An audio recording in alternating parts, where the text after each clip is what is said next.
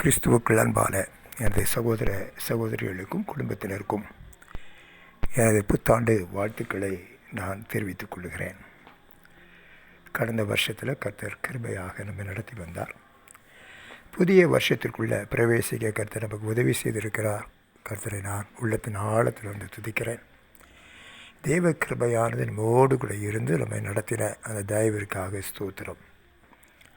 அதில் எந்த சூழ்நிலையில் இருந்தாலும் கர்த்தருடைய கிருபையானது நம்மை தாங்கினது, சுமந்தது, ஏந்தினது. அதற்காக நான் ஆண்டவருக்கு நன்றி சொல்லுகிறேன்.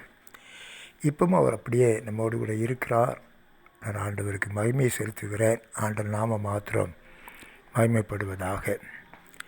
இதுவரை கர்த்தர் செய்த எல்லா உபகாரங்களுக்காக கர்த்தருக்கு ஸ்தோத்திரங்களை ஏறெடுக்கிறேன். இந்த புதிய வருஷத்திலும் கர்த்தர் நம்மை அற்புதமாக நடத்துவார். இயேசு கிறிஸ்து சொன்னார், நான் உலகத்தில் இருக்கையில் உலகத்திற்கு ஒளியாக இருக்கிறேன் என்று சொன்னார். நானே மெய்யான ஒளி என்று சொன்னார். யோவான் 9:5 வாசிக்கிறோம். உலகத்திற்கு ஒளியாக இருக்கிறேன். அன்பான தேவ பிள்ளைகளே, ஆண்டவராக இயேசு கிறிஸ்து நமக்கு ஒளியாக இருக்கிறார்.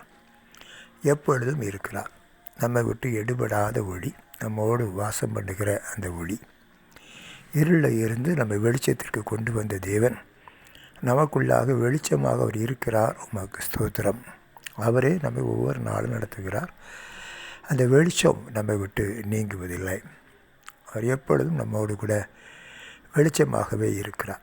உலகத்தில் இருள் இருந்தாலும், இருளின் அதிகாரத்தில் இருந்தாலும், இருள் சூழ்ந்திருந்தாலும் எல்லாவற்றிலும் அவருடைய வெளிச்சம் நம்மை பிரகாசிக்க செய்கிறது. நம்மை சுற்றிலும் பிரகாசிக்கிறது. இஸ்ரவேல் ஜனங்களுக்கு பகலில் மேகஸ்தம்பமாகவும் இருளில் அக்கினி ஸ்தம்பமாகவும் இருந்த அதே தேவன்தான் என்று நம்மோடு கூட இருக்கிறார். எந்த ஒன்றும் நம்மை அணுகாதபடி, நெருங்காதபடி அந்த வெளிச்சம் நம்மை பாதுகாக்கிறது. கர்த்தருக்கு ஸ்தோத்திரம். இந்த நாட்களிலும் வரக்கூடிய நாட்களிலும் கர்த்தர் நம்மை அப்படியே நடத்துவார் என்பதில் சந்தேகம் இல்லை. அப்படி நடத்துவதற்கு அவர் உண்மை உள்ளவராக இருக்கிறார். அவருடைய வார்த்தை உண்மை உள்ளதாக இருக்கிறது.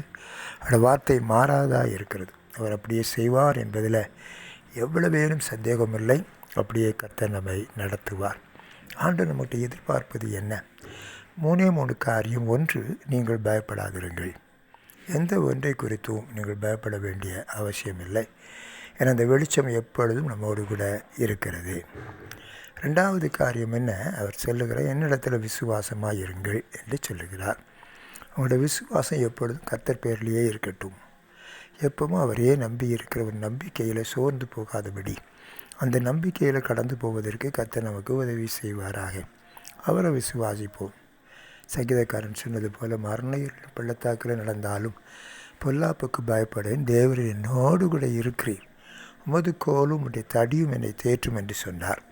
அதே இயேசு கிறிஸ்து தான் நம்ம கூட இருக்கிறார். அவர் சொல்ல, என்னை பின்பற்றுகிறவன் வெளிச்சத்திலே அவன் நடப்பான் என்று சொல்லியிருக்கிறார். என் ஆடுகள் எனக்கு பின் செல்லுகிறது என்று சொல்லியிருக்கிறார். அதனால் அவரை நம்புவோம். அவரை முழுமையாக நம்புவோம். அவர் நமக்கு முன் செல்லுகிற தெய்வன். சரியான பாதையில் நடத்துவார். ஒரு நமக்கு தெரியாத பாதையாக இருக்கலாம். நாம் போகிற பாதைகள் நமக்கு முன்னால் வரக்கூடிய நாட்கள் எதிர்காலம் அறியாததாக இருக்கலாம். எல்லாவற்றையும் அவர் பார்த்து கொள்ளுவார். அவர் நடத்துவார். அதனால் சோர்ந்து போவதற்கு ஒன்றுமே இல்லை. 3வது காரியம் என்ன? நம்ம அவரே பின் செல்லுவோம். அவருக்கு பின் செல்லுவோம். அவரோட வார்த்தை காண்பிக்கிற பாதையில், ஆவியானவர் நடத்துகிற பாதையில் அவருக்கு பின் செல்லுவோம். வாழ்க்கையில் எல்லா சூழ்நிலைகளிலும் வெளிச்சம் நம்ம கூட இருக்கும். அந்த வெளிச்சம் நம்மளை பிரகாசிப்பிக்கும். எந்த மனுஷனையும் பிரகாசிக்க செய்கிற அந்த மெய்யான ஒளி பிரகாசிக்க செய்வார். அப்படியே அந்த வெளிச்சம் நம்மளை பிரகாசிப்பதாக இந்த புதிய வருஷத்தில் அந்த வெளிச்சத்தின் பிள்ளைகளாக நம்ம கழிவுறுவோம். மகிமையான காரியங்களை கர்த்தர் செய்வார். கர்த்தர் உங்களை ஆசீர்வதிப்பார். இயேசு கிறிஸ்துவின் நாமத்தினால் உங்களை மீண்டுமாக வாழ்த்துகிறேன். தேவன் அப்படியே நம்மை நடத்தி செல்வாராக. ஆமேன், ஆமேன்.